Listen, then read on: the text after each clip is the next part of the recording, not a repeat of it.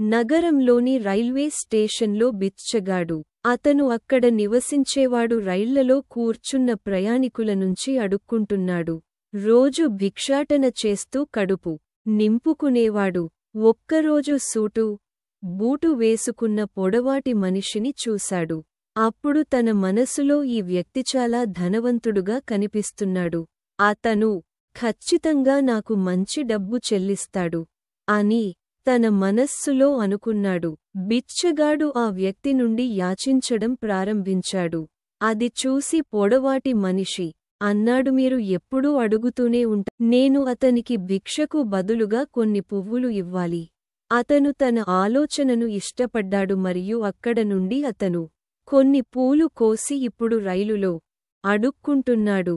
ఇప్పుడు ఎవరైనా భిక్షాటనకు వెళ్ళినప్పుడల్లా అతనికి భిక్షమిస్తే వాటికి ప్రతిఫలంగా అతను భిక్ష ఇచ్చేవారి పువ్వులు ఇచ్చేవాడు.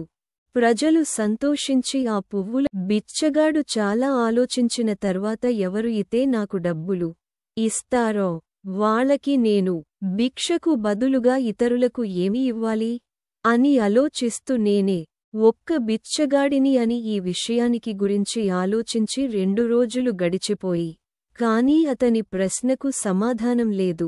3వ రోజు స్టేషన్ దగ్గర ఉన్నప్పుడు అతను కూర్చుని ఉన్నప్పుడు అతను కొన్ని పువ్వులు గమనించాడు. అప్పుడు తనకి పొడవాటి మనిషి చెప్పిన మాటలు గుర్తు వచ్చాయి. ఎవరికైనా ఏదైనా ఇస్తే చాలు, మనకు కూడా తిరిగి ఇస్తారు అని అనుకున్నాడు ఆ బిచ్చగాడు. అప్పుడు నేను డబ్బు తీసుకొని వాటికి బదులుగా పొడవాటి వ్యక్తి తన స్టేషన్లోకి దిగాడు. అయితే ఆ పొడవాటి మనిషి ఏం చెప్పాడు? మరోసారి ఆ బిచ్చగాడి హృదయంలోకి ఆ మాటలు గుర్తు వస్తున్నాయి. అతను సంతోషంగా అనిపించడం ప్రారంభించాడు. అతని కళ్ళు ఇప్పుడు మెరుస్తాయి. ఇప్పుడు తన చేతిలో సక్సెస్ ఉందనిపించింది. దీని ద్వారా అతను తన జీవితాన్ని ప్రారంభించాడు.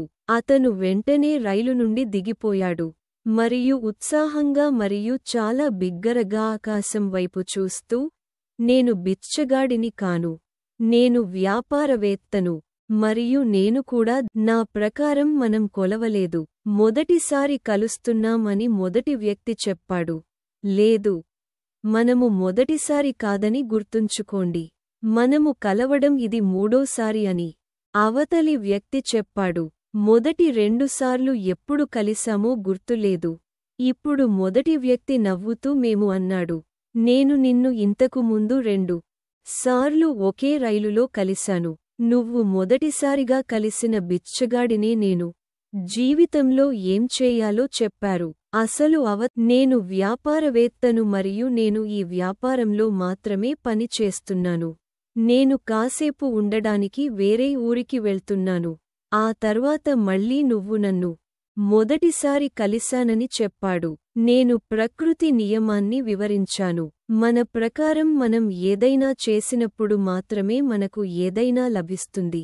వాస్తవానికి ఈ లావాదేవీ నియమాన్ని ఇవ్వండి. రచనలు నేను బాగా కనుగొన్నాను, కానీ నేనెప్పుడూ నేనే అనుభూతి చెందుతాను. నన్ను నేను బిచ్చగాడ్ అని చెప్పి ఆ పొడవాటి వ్యక్తి రైలులో కూర్చుని వెళ్ళిపోయాడు. నేను ఆ పొడవాటి మనిషి గురించి ఆలోచించడం మొదలుపెట్టాను.